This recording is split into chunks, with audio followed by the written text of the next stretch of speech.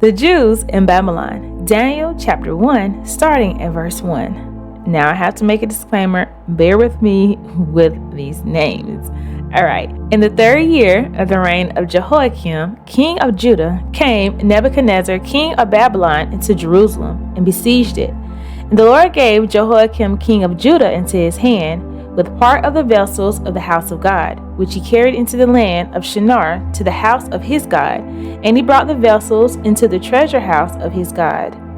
And the king spake unto Ashpenaz, the master of his eunuchs, that he should bring certain of the children of Israel, and of the king's seed, and of the princes, children in whom was no blemish, but well favored, and skillful in all wisdom, and cunning in knowledge, and understanding science, and such as had ability in them to stand in the king's palace, in whom they might teach the learning in the tongue of the Chaldeans.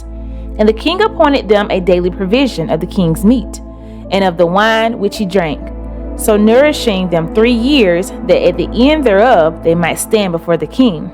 Now among these were of the children of Judah, Daniel, Hananiah, Mishael, and Azariah, and to whom the prince of the eunuchs gave names. For he gave unto Daniel the name of Belteshazzar, and to Hananiah of Shadrach, and to Mishael of Meshach, and to Azariah of Abednego.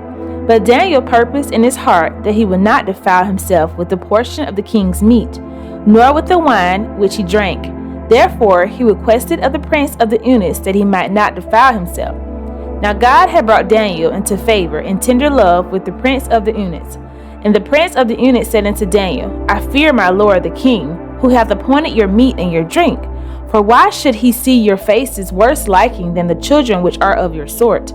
Then shall ye make me endanger my head to the king. Then said Daniel to Melzar, whom the prince of the eunuchs had set over Daniel, Hananiah, Mishael, and Azariah, prove thy servants, I beseech thee, 10 days, and let them give us pulse to eat and water to drink. Then let our countenance be looked upon before thee, and the countenance of the children that eat of the portion of the king's meat, and as thou seest, deal with thy servants. So he consented to them in this matter, and proved them 10 days. And at the end of the 10 days, their countenance appeared fairer and fatter in flesh than all the children which did eat the portion of the king's meat. Thus Melzar took away the portion of their meat and the wine that they should drink, and gave them pulse. As for these 4 children, God gave them knowledge and skill in all learning and wisdom. And Daniel had understanding in all visions and dreams. Now the end of the days that the king had said he should bring them in, then the prince of the eunuchs brought them in before Nebuchadnezzar. And the king communed with them, and among them all was found none like Daniel, Hananiah, Mishael, and Azariah. Therefore stood they before the king, and in all matters of wisdom and understanding. And the king inquired of them. He found them 10 times better than all the magicians and astrologers that were in all his realm. And Daniel continued even unto the 1st year of King Cyrus. Wow. That's just amazing how they chose not to take what the king wanted them to eat, and they ate what they were supposed to eat, what God had told them to eat. I'm guessing that was from their culture and what they believed in.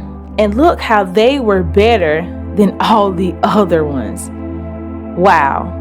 God is amazing. God knows exactly what he's doing. So what will we stand for? What will we not do with the culture or with the times?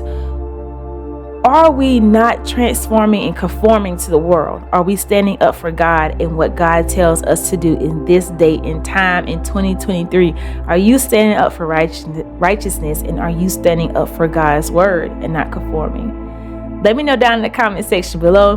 Please subscribe, like, and come back to hear more Bible readings. Thank you guys so much. Be blessed, and I'll catch you in the next one.